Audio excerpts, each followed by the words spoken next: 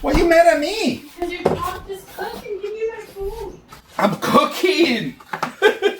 I'm cooking as fast as I can.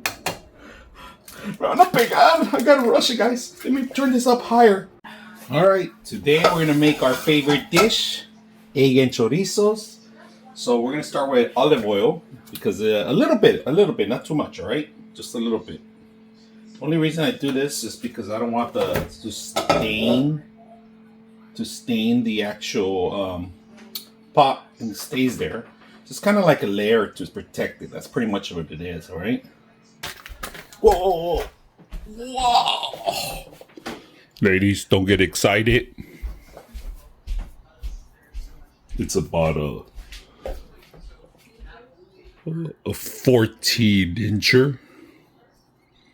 All right. So take out the membrane. Do it over the stove, because if you don't do it over the stove, you're gonna drop the entire thing. Look at that. All right, now cut this pieces. Now we can turn it up again. Break it down. Not dancing, just I'm talking about food. Chorizo, let me tell you the story about chorizo. How it started. It started with a pervert. Nah, just kidding. I don't know the origins of a chorizo, but it relates to Latinos using it now. You know, it's like we used it for many years. I mean, as I remember, it's like as a kid, they used to sell it different. Back then, it was a more real, because what happened, they used the real membrane of the intestines to actually fill these up. Today, it's more like plastic that they use, more generic stuff, and flavor is not the same. It changed throughout the years. A lot of preservatives, of course, other stuff. I know it's all pork mixed with their sauces and other stuff, but most of the things, it's just completely different. Now it's more, you guys can see that it's not even real pieces of together meat. It's like less meat, I think, more of their sauce. I don't know if they've mixed other stuff with that. I gotta read the ingredients in it, but it has changed throughout the years. Not the same. If you really want to find like original chorizo now these days, you gotta have to go to the heart. Watch when in Mexico, and then they do marinate the meat before they actually fill it in to make their sausages, their chorizo sausages. Because you can make chorizo sausages, they make blood sausages. They make all sorts of things with because everything was not thrown away back in the days. And this is part of it. This was like every part that nobody wanted to eat and all grind into one.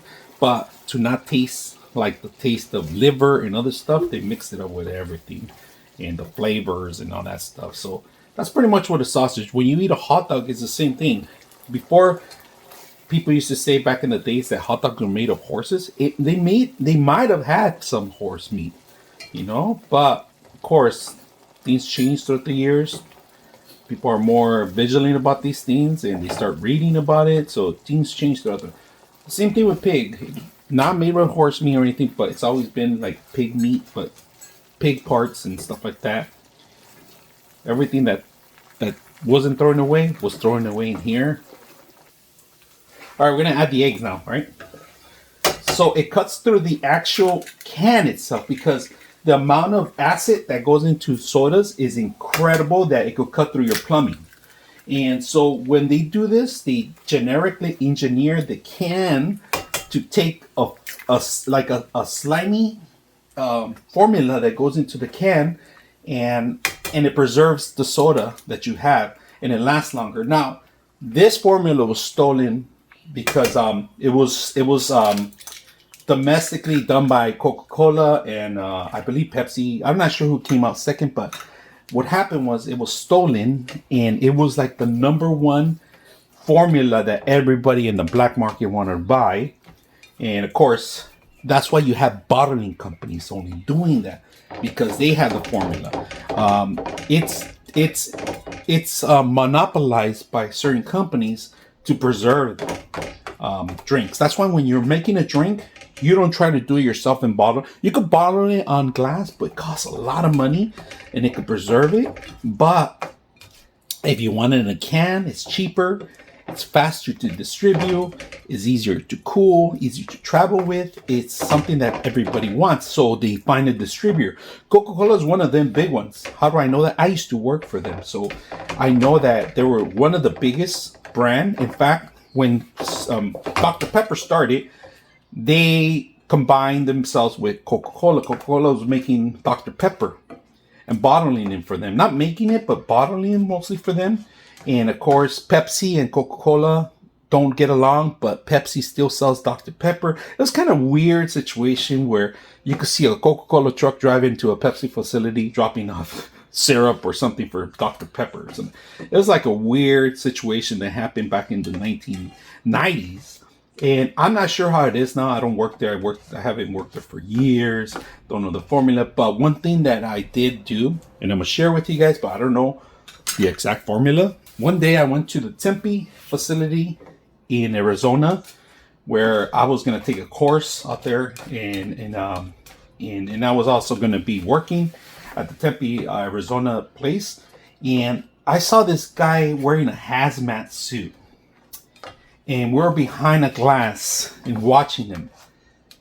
I thought I was looking at Homer Simpson in the introduction of The Simpsons, where he's actually working in his in his nuclear power plant. Well, it turns out that guy had the acid that he was ready to put on the pour into a pot.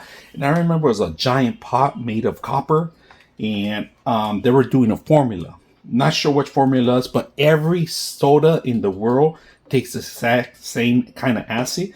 And I asked them what's reasons behind the acid, and I got a great answer, And it's no secret. Every soda has the acid. You can see it. Now, this acid can cut through anything, of course.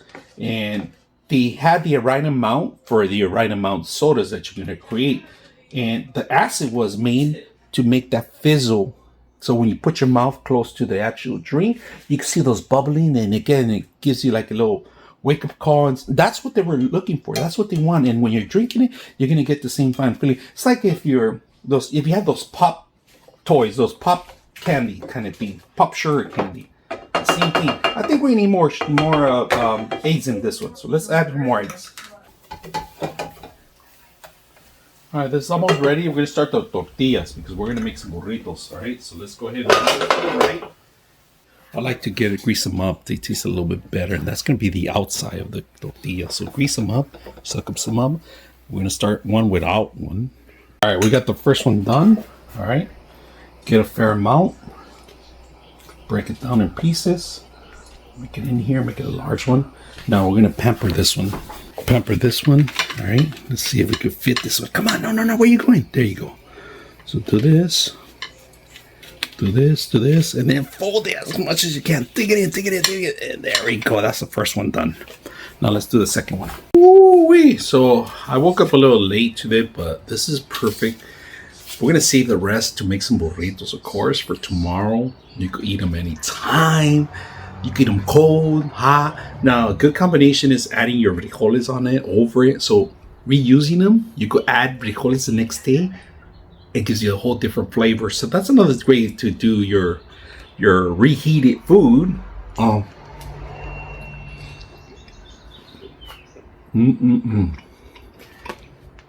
Now, I add a little bit of ketchup on it because I just like the tomato sauce and the sugar. A little bit. Nice bite. Don't get me wrong. Everything I talked about, I don't practice it because I do drink it, to be honest, and I do eat it. It's just an addiction that everybody cannot get out of it. So, hope you guys enjoy this video.